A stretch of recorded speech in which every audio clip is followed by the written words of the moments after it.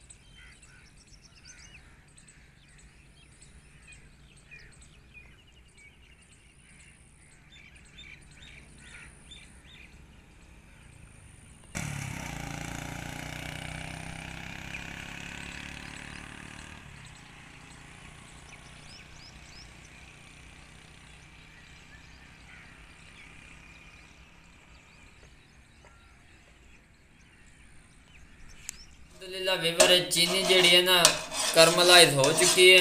ये चेक कर लो अच्छी तरह मेल्टिंग हो चुकी है और शीरा जोड़ा इस नवैया ते छो चुका है। मज़ीद इन्होंने थोड़ा जहा होर असी पका रहे हैं और हुण जो अगला काम है असी शुरू कर रहे हैं। ये तुसी दुध पाना बिस्मिल्लाहिर्रहमानिर्रहीम बड़े एहतियात नाल। चेक कर लो ये वीवर चेक कर लो असी ये दुध पा दिता है। तो ये ना हुण चेक कर लो यकदम बन गई चीनी जी है ना इस तरह गिला च बन गया।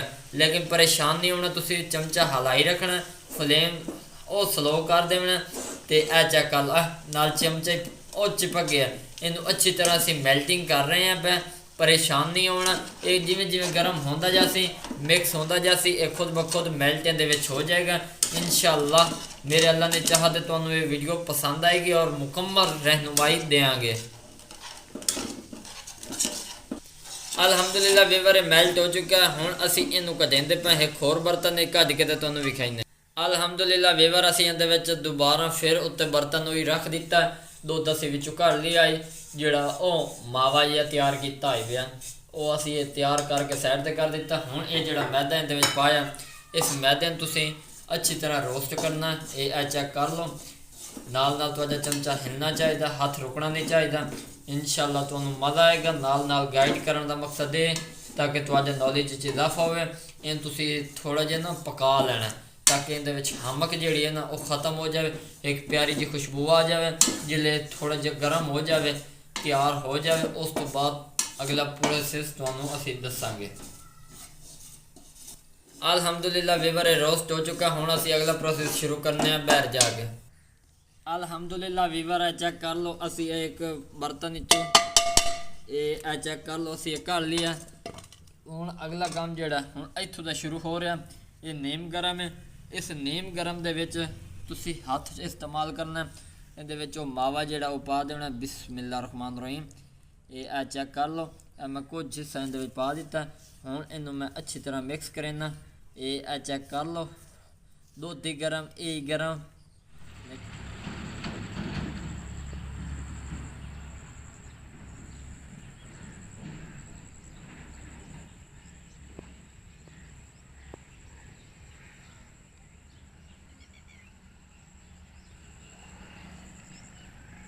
अल्हम्दुलिल्लाह अल्हम्दुलिल्लाह वीवर तैयार हो चुका मादा। लेकिन इहदे विच एक होर चीज़ पावनी, वो तुसी ओले पावनी जिले इहदी कंडीशन मुकम्मल तैयार हो जाए। वो है घी। ये घी जिहड़ा तुसी इस तरह हाथ उत्ते मिक्स करके ना इहदे विच हुण मुड़ मिक्सिंग करनी। ये चेक कर लो, इहदे नाल ये हो सी कि बर्फ़ी जिहड़ी सॉफ्ट और जूसी और मुलायम रसी। ये चेक कर लो। ये टिप्स एंड ट्रिक्स जिहड़े ना फॉलो करे सो तो कामयाब हो सो, क्योंकि साडी कोशिश ये होंदी है लोगों को अच्छी रहनुमाई देना। ये नहीं कि उन्हों का नुकसान करके विखा दियो। ये हो चुका। हुण अगला असी प्रोसेस शुरू करने हैं। ये चेक कर लो, कुछ मिनट का स्टे मैं दिता है। उस तो बाद तुसी इनू इस तरह गुनना जिस तरह घरों के आटे नहीं गुने जाते। ये चेक कर लो, इस तरह स्टेनर दे विच तुसी चंगी रीत जोर लावना। और यकीन मनो इस तरह की खस्ता और नरम बर्फ़ी मैं ना तुसी घर दे विच ईजीली बना सकते हो। मैदे दी शहरां च अक्सर इवें होंदा, लेकिन दसेंदे कुछ ना होंदा कुछ। लेकिन मैं अल्लाह का शुक्र अदा करना भी जिहड़ी चीज़ तुहानूं दसेना एक नंबर की परफेक्ट दसेना। बाद औकात अगर इंसान ने खता का पुतला गलती हो ही जाती तो असीं उनकी माजरत तुहाडे कोल करेंदे हुंदे ताकि तुहाडा दिल आज़ारी ना होवे। ये चेक कर लो, ये फाइनली हो चुका। हुण अगले काम की तरफ असीं चलने हैं। अल्हम्दुलिल्लाह वीवर एक असी थाल जिहा लै लिया। इस नूं ट्रे कहंदे ने, उस दिहाताई बोली दे विच ट्रे कहंदे ने। वीवर इस ट्रे दे उत्ते असी रखेंदे पे बादाम। वीवर चेक कर लो, बादाम जिहड़े ना इस तरह असी वक्फे वक्फे ते ऐड कर दिते ने। ते हुण असी इहदे उत्ते मावा जिहड़ा वो सटेंदे पे। ये चेक कर लो, इस तरह तुसी करना बिल्कुल इतना परफेक्ट करना कि इहदे नाल मैच हो जाए। ये चेक कर लो। अल्हम्दुलिल्लाह वीवर इस पासे जो हुण थोड़े बहुत असी ड्राई फ्रूट ला देने। सारी गल होंदी खूबसूरती ते मेहनत। जितनी तुसी मेहनत करोगे उतना ही तुहानूं फल मिलेगा। ये चेक कर लो। अल्हम्दुलिल्लाह अल्हम्दुलिल्लाह वीवर चेक कर लो। हुण असी इहदी कटिंग कर रहे हैं। ये चेक कर लो। बिस्मिल्लाह रहमान रहीम। अल्हम्दुलिल्लाह तुहाडे सामने दी लौके पे। ये चेक कर लो, माशाअल्लाह सुभान अल्लाह जी। बिल्कुल सिंपल और मार्केट जैसी बर्फ़ी तैयार हुई है। ये आ वेखो, इस तरह से इहदी कटिंग कर लेने। ये आ वेखो, तो माशाअल्लाह सुभान अल्लाह मेरे अल्लाह की शान रहमतां बरकतां। तो वीवर चेक कर लो, फाइनली तुहाडे सामने दी लुक नज़र आ रही है और बहुत ही क्रिस्पी और मज़ेदार बर्फ़ी साडी तैयार हुई है। वेली जाम तरीके नाल जनाब सामने तुहाडे कंडीशन दी नज़र आ रही है। लीवर इहदे थोड़ी बहुत हजन लचक है, फ्रैश जो तैयार हुई हुई है। इनू अगर स्टे मिल गया तो मज़ीद बेहतर टेस्ट इहदे पैदा हो जासी। तो हुण मैं इहदा टेस्ट करके अपने वीवरां नूं विखाईना। बिस्मिल्लाह रहमान रहीम। बिस्मिल्लाहिर्रहमानिर्रहीम। अल्हम्दुलिल्लाह अल्हम्दुलिल्लाह वीवर चेक कर लो, बहुत ही मज़ेदार और खस्ता तैयार हुई है। बिस्मिल्लाहिर्रहमानिर्रहीम।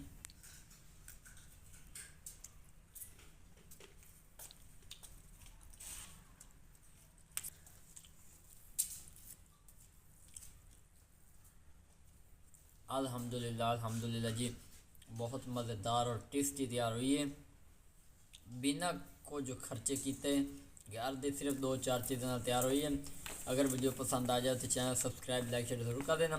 बहुत सारी दुआओं के साथ मोहम्मद बिलाल को इजाज़त दें। अपना जैसा ख्याल रखना। अल्लाह हाफिज़।